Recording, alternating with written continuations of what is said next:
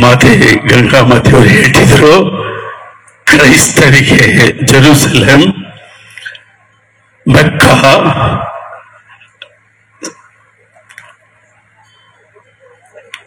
ಇತ್ಯಾದಿ ತೀರ್ಥಕ್ಷೇತ್ರಗಳು ಅಲ್ಲಿ ಇಲ್ಲಿ ಎಲ್ಲ ಧರ್ಮಗಳಿಗೂ ಇದೆ. ಶರಣ ಧರ್ಮಕ್ಕೆ ತೀರ್ಥಕ್ಷೇತ್ರ ಯಾವುದು, ಧರ್ಮಕ್ಷೇತ್ರ ಯಾವುದು ಅಂದ್ರೆ ಅದು ತೆಂಕಣದಲ್ಲಿದೆ, ತೆಂಕಣದ ಕೂಡಲ ಸಂಗಮದಲ್ಲಿದೆ ಅಂತ ಹೇಳಿದ್ದಾರೆ. ಇಂಥ ಶರಣರ ತೀರ್ಥಕ್ಷೇತ್ರದಲ್ಲಿ ನಾನು ನಿಂತು ಇಂತಹ ಪ್ರತಿಷ್ಠಿತವಾದ ಪ್ರಶಸ್ತಿಯನ್ನ ನಾನು ಸ್ವೀಕಾರ ಮಾಡಿದ್ದೇನೆ. ನಾನು ಬಹಳ ಸಂತೋಷದಿಂದ ತುಂಬಿ ತುಳುಕಾಡ್ತಾ ಇದ್ದೇನೆ. ನಿಮ್ಮ ಚಪ್ಪಾಳೆಯ ಸದ್ದಿನಿಂದ ನನ್ನ ಹೃದಯ ಹಾರಾಡ್ತಾ ಇದೆ. ವೇದಿಕೆಯಲ್ಲಿ ಆಸೀನರಾಗಿರ್ತಕ್ಕಂಥ ಎಲ್ಲ ಹಿರಿಯರಿಗೂ ನನ್ನ ಶರಣುಗಳಿದ್ದಾವೆ. ಬೇಕು ಅನ್ನುವ ಒಂದು ಪ್ರಶಸ್ತಿಯನ್ನು ಕೊಟ್ಟಾಗ ಅದು ನೇರವಾಗಿ ರಾಷ್ಟ್ರ ಪ್ರಶಸ್ತಿಯೇ ಆಗುತ್ತೆ. ಇವತ್ತು ಈ ತೆಂಕಣದ ಶರಣ ಧರ್ಮ ಕ್ಷೇತ್ರದಲ್ಲಿ ನನಗೆ ತಾವು ಕೊಡಮಾಡಿರುವ ಶ್ರೀ ಲಿಂಗಾನಂದ ಪ್ರಶಸ್ತಿ ಇವತ್ತು ರಾಷ್ಟ್ರದಲ್ಲಿ ದೊಡ್ಡ ಸುದ್ದಿಯಾಗಿದೆ.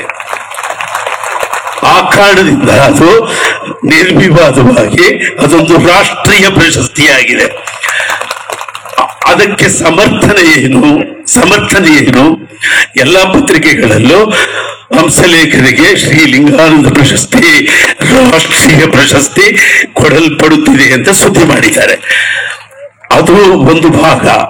ಆದರೆ ಈ ಪ್ರಶಸ್ತಿಗೆ ಈ ರಾಷ್ಟ್ರೀಯ ಮಿಂಚು ಹೇಗೆ ಬಂತು ಅಂದ್ರೆ, ಈಗ ನಮ್ಮ ಕಾವೇರಿ ಗಂಗೆಯನ್ನ ಹೋಗಿ ಭೇಟಿಯಾಗಕ್ಕಾಗಲ್ಲ, ಹಾಗೆ ನರ್ಮದಾ ನದಿ ಅಲ್ಲಿಂದ ಬಂದು ಕಾವೇರಿಯನ್ನ ಮುಟ್ಟಕ್ಕಾಗಲ್ಲ.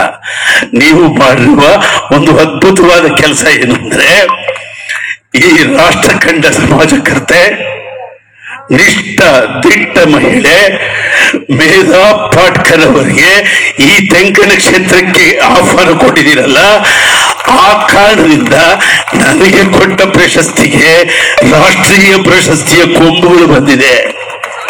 ಆಕೆ ಸಾಮಾನ್ಯ ಅಲ್ಲ. ಈಗ ನಾವು ನರ್ಮದಾ ನದಿನ ಕರೆದ್ರೆ ಬರುತ್ತದೋ?